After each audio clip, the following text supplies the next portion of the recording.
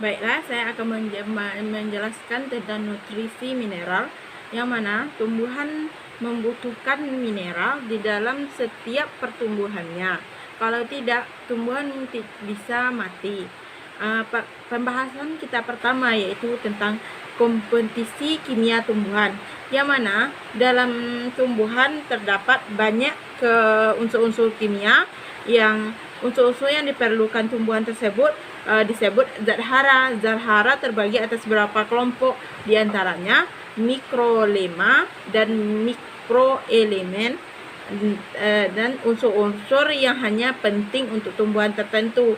Unsur-unsur tersebut merupakan Na, Al, Cl, Si, dan Co. Fungsi untuk antara unsur-unsur kimia ini adalah satu, C karbon, hidrogen, dan oksigen berfungsi untuk membentuk karbohidrat. Sedangkan yang kedua, nitrogen untuk pembentukan protein. Yang ketiga, fosfor untuk membentukan AND, ARN, ATP, dan ADP.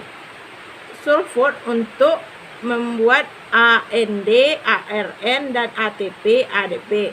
Sedangkan kalau klor untuk enzim, Ca untuk pembuatan dinding sel, Mg untuk pembuatan klorofil, dan Fe atau besi atau iron biasa untuk kalsium. Semua unsur ini yang diperlukan diambil dari tanah oleh akar dan bentuk larutan garam, kecuali CO2 untuk fotosintesis dan O2 untuk berrespirasi. Yang diambil dari udara dalam bentuk gas CO2 masuk melalui stomata, dan O2 masuk melalui seluruh epidermis tumbuhan dan lentisel. Baiklah, selanjutnya kita akan membahas tentang kedua makro.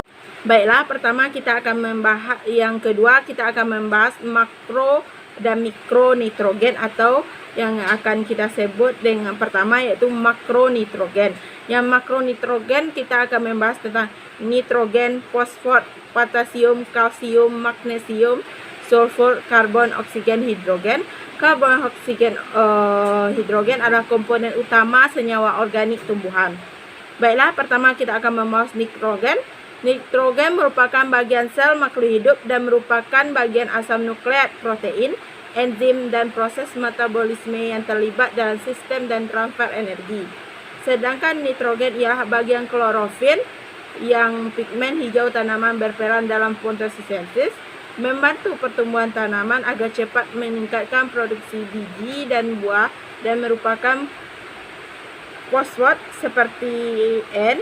Fosfat adalah esensial untuk proses fotosintesis, komposisi asam nukleat, folopid, dan masih banyak lagi keterangan dari fosfat.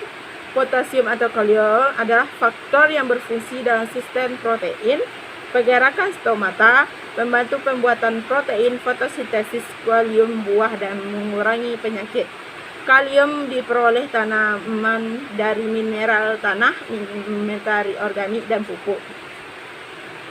Kalsium merupakan bagian penting dinding sel tanaman, berperan dalam transportasi nutrisi dan kekuatan tanah suatu sumber tanah, mengaktifkan beberapa enzim, mengatur banyak respon sel terhadap rangsangan. Selanjutnya, magnesium merupakan bagian klorofil dan sebuah tanaman hijau dan penting dalam fotosintesis, juga membantu mengaktifkan enzim tanaman yang diperlukan untuk pertanaman. Sulfur mendorong aktivitas dan membentuk enzim dan vitamin, membantu dalam membentuk klorofil, memperbaiki pertumbuhan akar dan biji, membantu ketahanan tanaman terhadap suhu dingin. Selanjutnya, kita akan membahas tentang mikronutrien. Mikronutrien terdiri dari boron, copper atau tembaga, klorida, iron atau besi, magnesium, molybdenum, zinc, nikel. Boron adalah faktor dalam sintesis klorofil, terlibat dalam transfer karbohidrat, menambah protein, gula, dan karbohidrat, esensial dalam perkembangan buah dan biji. Koper atau Cu dan klorida atau Cl.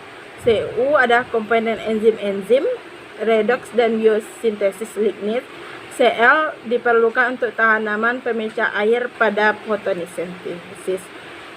Fe, Mn, dan Mo. Fe ada esensial untuk pembentukan klorofil, merupakan komponen sitokrom mengaktifkan enzim. Sumber ion ada tanah, sulfat, besi, dan selaten besi. Mn atau mangan bekerja bersama-sama dengan enzim dalam pemecahan karbohidrat dan juga dalam metabolisme nitrogen. Berperan dalam pembentukan klorofil, mengaktifkan beberapa enzim, juga diperlukan untuk tanaman pemecah air pada fotosintesis. Mo berperan dalam fiksasi nitrogen ke faktor yang berfungsi dari radiusi nitrat. Zinc adalah aktivitas dalam pembentukan klorofil, esensial dalam transformasi karbohidrat, mengaktifkan beberapa enzim. Sumber Zn adalah zinc oksid, zinc sulfat. Baiklah, hanya itu tentang mikro dan makronutrien. Selanjutnya kita akan membahas tentang transfer aktif dan transfer pasif pada tumbuhan. Baiklah, kita akan melanjutkan video tentang transfer mineral secara aktif dan pasif.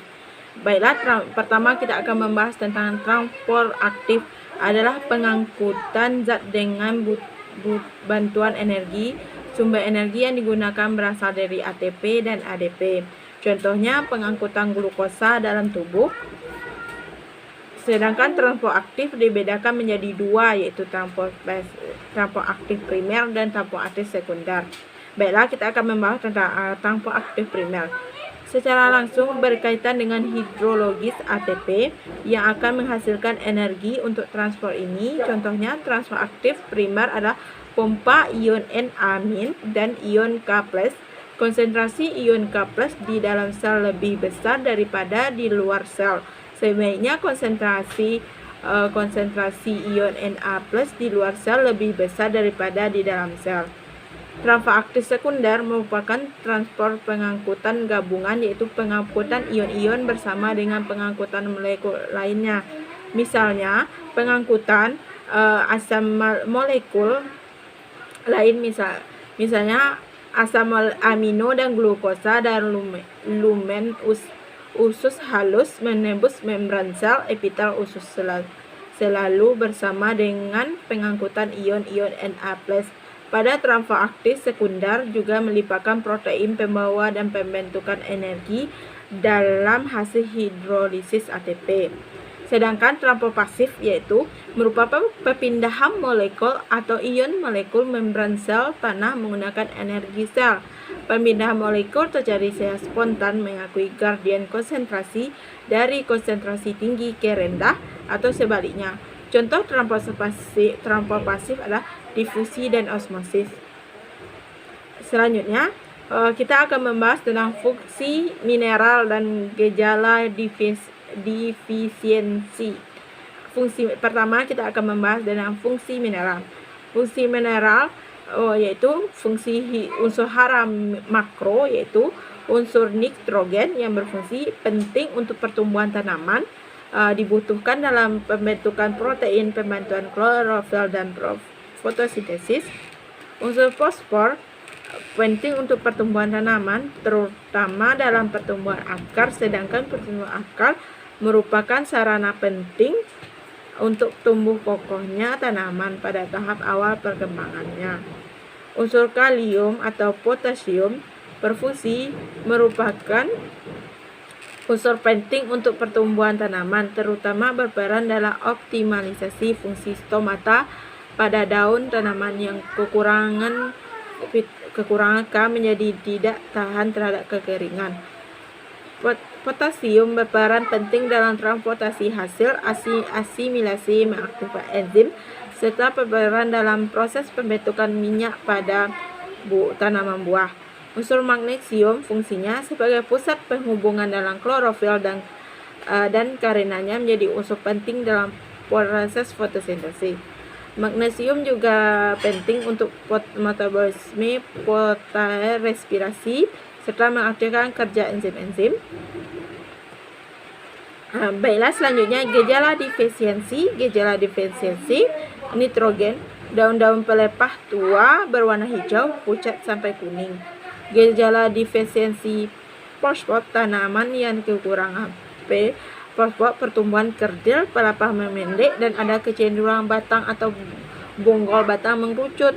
Sedangkan gejala defisiensi magnesium, gejala awalnya nampak pada anak daun di ujung pelepah tua, yaitu warna daun menjadi hijau pudar, kemudian merupakan menjadi kuning tua, terutama pada bagian-bagian yang terkena sinar matahari langsung. Baiklah, hanya itu tentang defisien tumbuhan. Masih banyak lagi, tapi saya hanya menjabarkan 3. Demikianlah penjelasan pada pertemuan ini. Saya ucapkan terima kasih. Assalamualaikum warahmatullahi wabarakatuh.